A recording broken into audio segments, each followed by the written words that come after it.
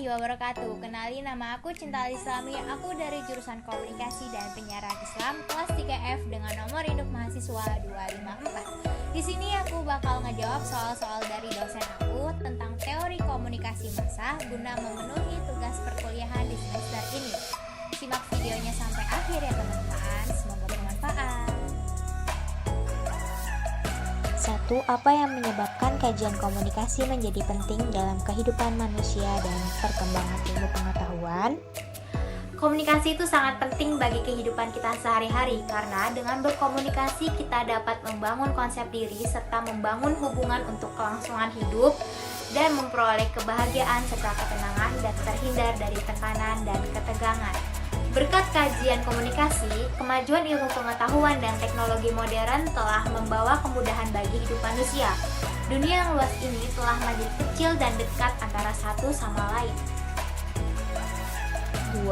Sebutkan definisi tentang komunikasi. Teman-teman di sini tahu nggak sih arti dari komunikasi itu sebenarnya apa? Kan setiap hari kita udah menerapkan nih komunikasi dengan orang lain.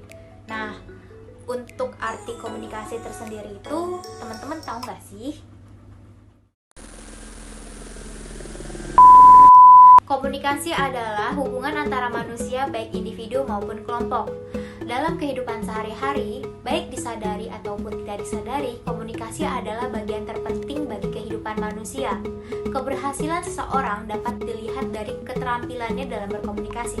Kurangnya komunikasi dapat menghambat perkembangan kepribadian lo. Ada beberapa komponen konseptual komunikasi. Sebutkan 3 komponen tersebut, berikut contohnya.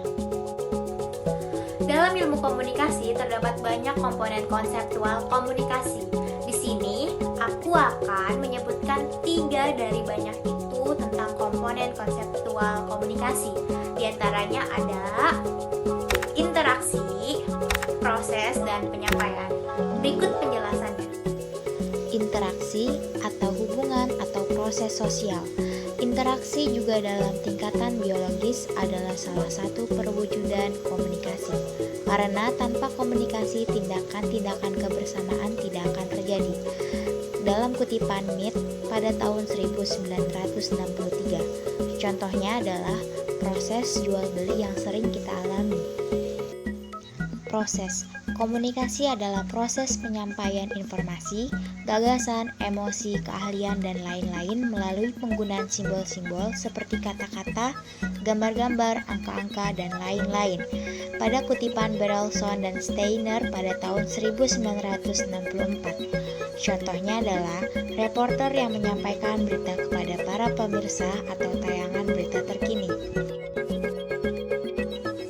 Pengalihan atau penyampaian atau pertukaran. Penggunaan kata komunikasi tampaknya menunjukkan kepada adanya sesuatu yang dialihkan dari suatu benda atau orang ke benda atau orang lainnya. Kata komunikasi kadang-kadang menunjuk kepada apa yang dialihkan, alat apa yang dipakai sebagai saluran pengalihan, atau menunjuk kepada keseluruhan proses upaya pengalihan. Dalam banyak kasus, apa yang dialihkan itu kemudian menjadi milik atau bagian bersama. Oleh karena itu, komunikasi juga menuntut adanya partisipasi. Dalam kutipan Ayer pada tahun 1955. Contohnya ialah seorang ayah yang menulis surat untuk anaknya, surat sebagai alat pengalihan yang kemudian menjadi milik bersama. Oke, setelah kita memahami apa komunikasi itu, kita lanjut ke komunikasi massa. Apa sih komunikasi massa itu? Bagaimana prosesnya komunikasi massa? Dan konteks apa sih yang ada di dalam mempelajari komunikasi massa sebagai bidang ilmu?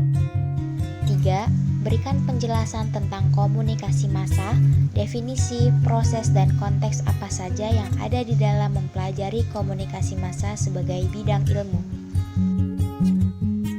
Pengertian komunikasi massa antara lain diberikan oleh A.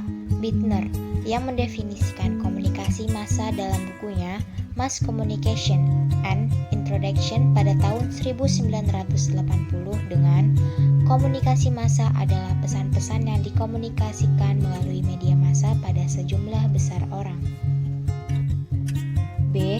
Devler dan Dennis dalam bukunya Understanding Mass Communication pada tahun 1985 mendefinisikan dengan komunikasi massa adalah suatu proses dalam mana komunikator menggunakan untuk menyebarkan pesan-pesan secara luas dan secara terus-menerus, menciptakan makna yang dapat diharapkan mempengaruhi halayak yang besar dan berbeda-beda dengan melalui berbagai cara. C. Charles R. Wright menjelaskan bahwa komunikasi massa merupakan jenis khusus dari jenis komunikasi sosial yang melibatkan berbagai kondisi pengoperasian, terutama sifat halayak, sifat bentuk komunikasi, dan sifat komunikator. Nah, dari 3 definisi yang udah aku paparkan menunjukkan pada penekanan yang ada dalam definisi tersebut, antara lain komponen, isi pesan, jenis media, halayak, dan teknologi. Proses komunikasi massa. Proses komunikasi terjadi antara pengirim dan penerima pesan menerima melalui saluran atau channel yang merupakan jalan untuk berkomunikasi. Jelaskan pengaruh komunikasi massa terhadap individu dengan melihat sifat halayak. Berikut contoh kasus yang terjadi dalam masalah komunikasi massa. Manusia pada hakikatnya adalah makhluk sosial yang tak bisa lepas dari kegiatan berinteraksi dan berkomunikasi. Maka dari itu, manusia pasti secara individu terkena dampak dari komunikasi massa. Efek dari komunikasi massa terhadap individu antara lain ada efektif, afektif, dan behavioral. Berikut penjelasannya. Efektif. Efek kognitif adalah akibat yang timbul pada diri komunikan yang sifatnya informatif bagi dirinya. Contohnya, dalam pengalaman seorang pria, beberapa waktu lalu ketika sedang ramai kasus pembegalan, ia menonton acara berita dan melihat aksi kejahatan pembegalan dan hampir di seluruh wilayah. Dan setelah melihat tayangan itu, ia berpikir bahwa memang saat itu kondisi jalanan sedang tidak aman. Afektif. Tujuan dari komunikasi massa bukan sekedar memberitahu halayak tentang sesuatu, tetapi lebih dari itu. Halayak diharapkan dapat turut merasakan perasaan iba, terharu, sedih, gembira, marah, dan sebagainya. Kegembiraan juga tidak dapat diukur dengan tertawa keras ketika menyaksikan adegan lucu. Tetapi, para peneliti telah berhasil menemukan faktor-faktor yang mempengaruhi intensitas. Behavioral. Efek behavioral merupakan akibat yang timbul pada diri halayak dalam bentuk perilaku, tindakan, atau kegiatan. Adegan kekerasan di TV membuat orang menjadi beringas. Siaran memasak di TV membuat ibu-ibu lebih gemar memasak dan kreatif. Namun, ada juga laporan bahwa film tidak sanggup memotivasi remaja perkotaan untuk menghindari pemakaian obat-obat terlarang. Contohnya, setelah banyak berita mengenai pencurian dan perampokan pada waktu lalu, itu mengakibatkan ronda di kampung saya aktif kembali yang dimana membuat kampung menjadi semakin aman. Oke, sekarang kita masuk soal nomor 4, yaitu adalah ketika berbicara tentang media, yang tergambar adalah media dalam komunikasi massa sangat menentukan proses berhasil tidaknya pesan media tersampaikan kepada halayak. Pada mulanya media memiliki idealisme, yaitu memberikan informasi yang benar. Dengan idealisme semacam itu, media ingin berperan sebagai sarana pendidikan. Hanya saja, realitas sering mempunyai arah yang berlawanan. Derap langkah realitas sangat diwarnai dinamisme komersial yang menjadi kekuatan dominan penentu makna pesan dan keindahan. Ini membuat media terkadang dapat mengubah integrasi sosial, reproduksi budaya, dan partisipasi politik dalam produksinya. Berikan tanggapan Anda terhadap hal ini. Berikan ilustrasi dengan contoh kasus. Menurut saya, sesuai dengan Undang-Undang Nomor 40 Tahun 1999 tentang Pers Nasional dan Undang-Undang Nomor 22 Tahun 2002 tentang penyiaran, di dalam undang-undang tersebut disebutkan bahwa media memiliki 2 fungsi, yaitu fungsi yang pertama adalah sebagai media informasi, pendidikan, dan hiburan yang sehat, dan fungsi yang kedua adalah sebagai alat ekonomi dan politik. Tetapi nyatanya sekarang ini televisi di Indonesia terlihat sangat fokus kepada berita yang berbau politik. Contohnya saat pemilihan gubernur Jakarta. Berita-berita di televisi Indonesia sangat menyorot kepada hal yang berbau politik. Pemilihan gubernur di Jakarta pada saat itu menjadi topik yang hangat untuk diperbincangkan. Semua saling berlomba-lomba demi mencapai angka tertinggi. 5. Apa yang dimaksud dengan paradigma dalam ilmu komunikasi? Dan apa saja paradigma dalam kajian keilmuan, serta berikan ilustrasi disertai contohnya. Paradigma adalah landasan atau dasar yang menjadi pijakan membangun teori yang saat ini mulai akrab dengan kita yang bergaul dalam lingkungan akademia. Paradigma memegang peranan yang sangat penting dalam menentukan arah pengembangan suatu ilmu pengetahuan, termasuk ilmu komunikasi. Paradigma atau bagaimana seseorang memandang dunia mempengaruhi nilai, tujuan, dan gaya penelitian ilmuwan. Kuhn menyebut perubahan paradigma ini sebagai revolusi ilmiah. Dalam tradisi ilmu komunikasi sendiri, belum ada revolusi ilmiah yang hadir untuk menjawab permasalahan zaman yang selalu terbarui oleh pembangunan dan perkembangan teknologi. Realitas-realitas komunikasi masih dilihat menggunakan kacamata atau paradigma yang sudah lama. Apa saja paradigma dalam kajian keilmuan? Nah, paradigma juga terdapat dalam kajian keilmuan, antara lain ada paradigma positivisme, paradigma konstruktivisme, dan paradigma kritis. Berikut penjelasannya. Paradigma positivisme. Paradigma positivisme menurut beberapa pendapat yaitu komunikasi merupakan sebuah proses linier atau proses sebab akibat yang mencerminkan upaya pengirim pesan untuk mengubah pengetahuan penerima pesan yang pasif. Jadi, paradigma positivisme ini memandang proses komunikasi ditentukan oleh pengirim. Contohnya, sinetron yang tayang di televisi. Ia telah mampu menggiring para kaula muda untuk mengikuti gaya pada pemeran atau artis di sinetron tersebut, dari mulai gaya pakaian hingga bahasa yang digunakan. Nah, teori yang termasuk dalam paradigma positivisme diantaranya yaitu teori agenda setting dan teori kultivasi atau cultivation theory. Paradigma konstruktivisme.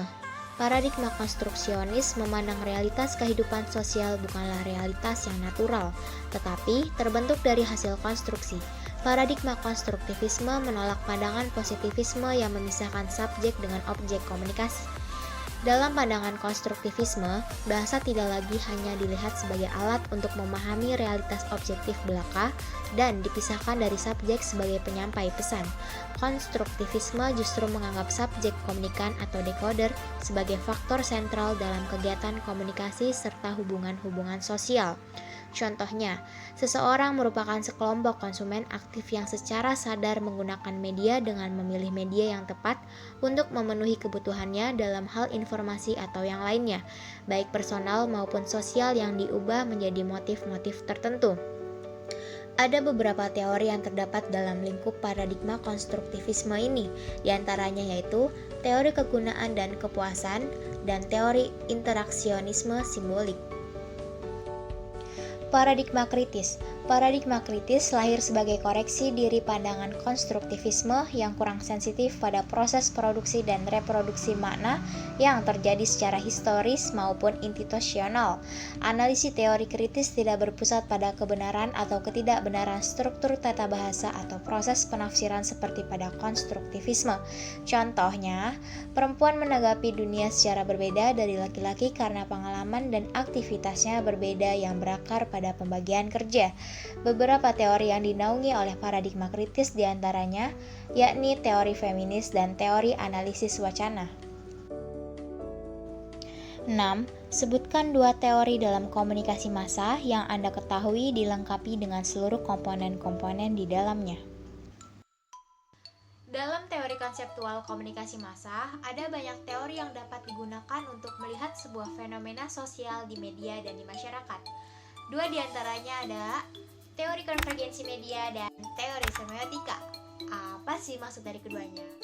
Teori konvergensi media. Konvergensi media merupakan pilihan tak terhindarkan bagi perusahaan media massa. Konvergensi menjadi kunci keberlangsungan industri media di era multimedia. Konvergensi media adalah proses penggabungan berbagai bentuk isi media yang terdiri dari teks, foto, gambar, audio, video, serta animasi yang dapat ditampilkan pada salah satu platform seperti telepon seluler, laptop, televisi, dan komputer. Melalui teknologi digital, memungkinkan isi media dapat dikirim ke seluruh platform media seperti internet, televisi, surat kabar, dan radio, di mana kemudian konsumen dapat menikmati melalui berbagai platform seperti telepon seluler, gawai, netbook, laptop, televisi, dan komputer. Nah, ini semua adalah contoh dari konvergensi media, yaitu ada Kompas, Tempo Media, Republika, Media Indonesia, dan Seputar Indonesia. Teori semiotika. Semiotika berasal dari istilah Yunani semion yang berarti tanda. Disebut juga semiotikos yang berarti teori tanda. Menurut Paul Kolbe, kata dasar semiotika diambil dari kata dasar yaitu semeh dari bahasa Yunani yang berarti penafsir tanda. Semiotika mempelajari sistem, aturan, konvensi yang memungkinkan tanda-tanda mempunyai arti. Semiotika mengeksplorasi makna dalam teks yang diperoleh melalui penataan tanda dengan cara tertentu dan melalui penggunaan kode-kode budaya. Semiotika dapat disimpulkan sebagai ilmu yang mempelajari dan menelaah tanda. Contohnya adalah ketika seseorang menyebut kata anjing atau Zeichnifer dengan nada mengumpat, maka hal tersebut merupakan tanda kesialan atau Zeichnifer.